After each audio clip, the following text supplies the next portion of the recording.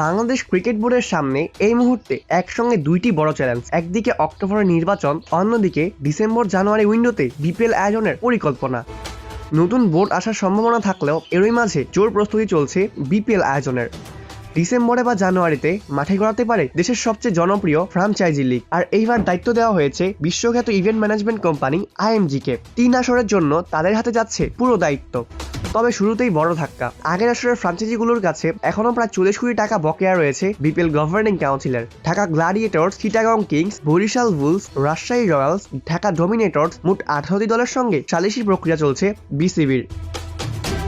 সব প্রস্তুতি আগাচ্ছে, কিন্তু চূড়ান্ত সিদ্ধান্ত নেবে নতুন বোর্ড। ডিসেম্বর-জানুয়ারির উইন্ডোতে আসলেই কি মাঠে গড়ায় বিপিএল?